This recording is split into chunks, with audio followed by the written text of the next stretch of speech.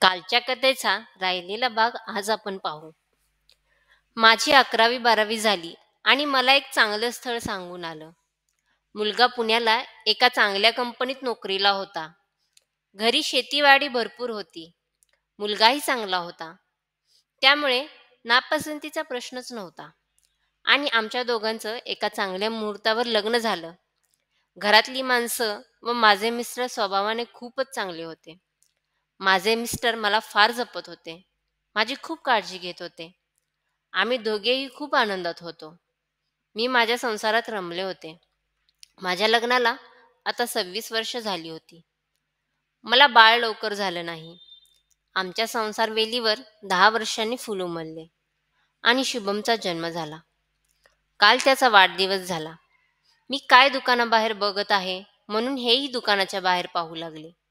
पण एवढ्यात तो माणूस गायब झाला होता. कुठेच तो दिसत नव्हता. आम्ही किराणा माल घेतला आणि घरी आलो.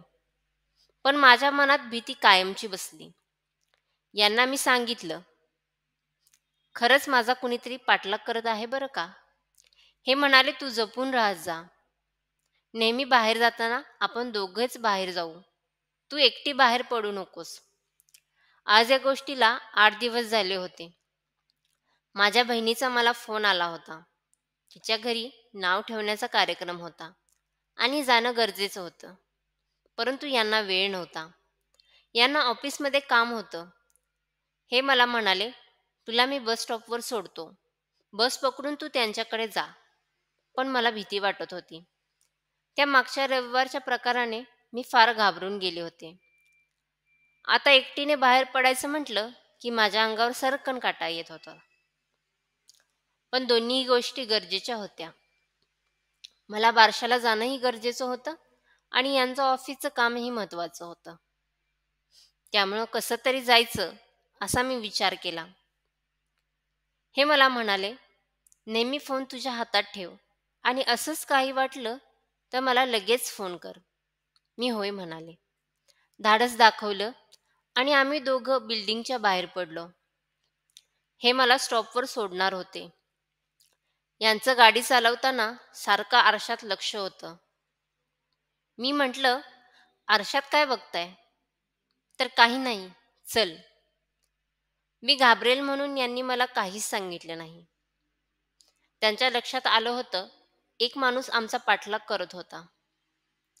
आम्ही स्टॉपवर पोहोचलो आणि ह्यांनी गाडी थांबवली. माझी बॅग हातात घेतली आणि ते पुढे चालू लागले. पण सारखं पाठीमागं वळून वळून बघत होते. मी पण वळून बघितलं तर तो परवाचाच माणूस आमच्या पाठीमागे चालत येत होता. एवढ्यात आम्ही बस स्टॉपवर पोहोचलो आणि तो माणूस आमच्या जवळ यायला लागला. एवढ्यात हे त्यांच्या अंगावर धावले. बस स्टॉपवरचे पण 4-5 लोक त्यांच्या मदतीला धावले व त्या माणसाला मारू लागले. तो सगळ्यांना थांबवण्याची विनंती करत होता, पण कोणी मारायचं थांबत नव्हतं. इतक्यात त्यांच्यातल्याच एका जणांनी पोलिसांना फोन केला. पोलीस स्टेशन जवळच असल्यामुळे पोलिसांची गाडी लगेच आली. त्यांनी जवळजवळ फरफटतच त्या माणसाला गाडीत घातलं आणि गाडी घेऊन गेले. त्यांनी कंप्लेंट द्यायची आहे असं सांगून आम्हालाही त्यांच्या गाडीच्या पाठोपाठ आमची गाडी लावण्यासाठी सांगितले. आम्हीही पोलिसांच्या गाडीमागे स्टेशनला जात होतो आणि तो माणूस हात जोडून सर्वांना विनंती करत होता. थांबा, माझं ऐकून घ्या म्हणत होता. परंतु त्याचं कोणीच ऐकण्याच्या मनस्थितीत नव्हतं. आम्ही पोलीस स्टेशनमध्ये पोहोचलो आणि त्या माणसाने मास्क काढला आणि मला धक्काच बसला. खरंच तो अशोकच होता. आता 20 वर्षात त्याच्या चेहऱ्यात बराच फरक पडला होता. पण ते चेहऱ्याच्या ठेवणीवरून मी ओळखलं होतं. तो अशोकच होता.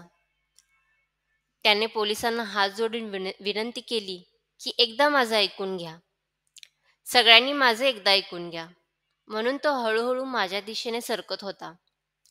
तो माझ्यासमोर येऊन थांबला व त्याने खिशातून 500-500च्या नोटा काढल्या आणि तो बंडल त्याने माझ्या हातात दिला. मी ते पैसे तसेच धरले. नको नको म्हणून त्याला विनवणी करू लागले. हे तुमचे पैसे घ्या. तर नाही नाही, हे पैसे मी तुमच्या उपकाराची परतफेड म्हणून करत नाही.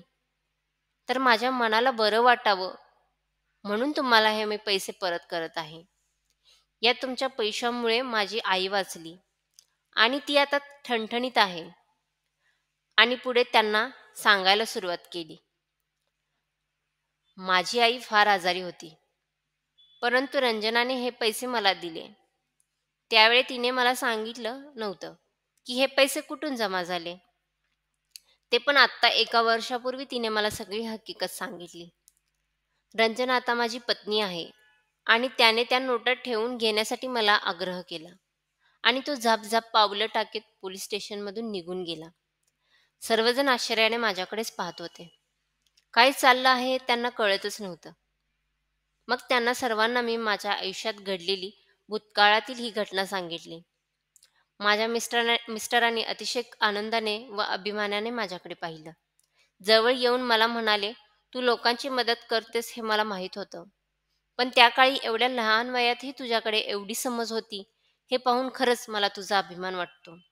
हे सगळं घडायला नाही म्हटलं तरी 1 तास गेला होता. अजूनही वेळ गेलेली नव्हती. म्हणून यांनी मला स्टॉपवरती सोडलं व मी आनंदाने बारशाला गेले.